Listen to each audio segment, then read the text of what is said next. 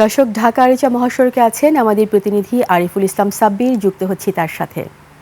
সাব্বির, যানজট কেমন দেখছেন? জনভোগান্তি নিরসনে আইন শৃঙ্খলা রক্ষাকারী বাহিনীর তৎপরতা খবর জানাবেন। রিতা, আপনাকে ধন্যবাদ। আমি এই মুহূর্তে রয়েছি ধামরাইয়ের বারোবাড়িয়া এলাকায়। আমরা কিন্তু এই ঢাকা আরিচা মহাসড়কের বিভিন্ন এলাকা সারাদিনই ঘুরে দেখেছি। আমরা দেখেছি যে এই মহাসড়কে কিন্তু সকালের দিকে একটু চাপ কম থাকলেও এই দুপুরে কিন্তু মূলত যানের পরিমাণ বৃদ্ধি পায়, এবং আমরা দেখেছি যে এই সড়কের বিভিন্ন বাস স্ট্যান্ডে কিন্তু প্রচুর যাত্রী অপেক্ষমান রয়েছেন।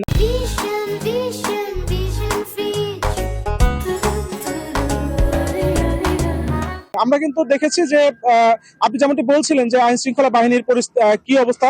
আমরা সারা পুলিশ এবং গোলরা হাইওয়ে পুলিশ কিন্তু প্রত্যেকটি বাস স্ট্যান্ড এবং গুরুত্বপূর্ণ স্থানগুলোতে কিন্তু অবস্থান নিয়ে তারা কাজ করছেন। আমরা কিন্তু এই সারাদিন কোনো যানজট কিংবা কোথাও তেমন ধীরগতির কোনো খবর পাইনি।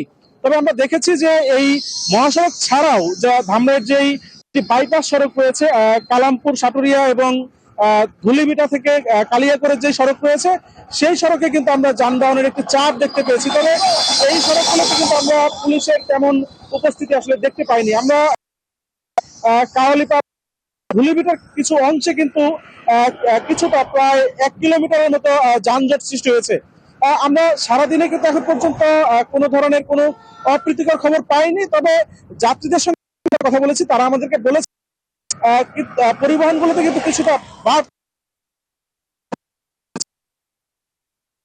আমরা কিন্তু আইন শৃঙ্খলা বাহিনী বা প্রশাসনকে কোনো তৎপর হতে দেখিনি। রিতা।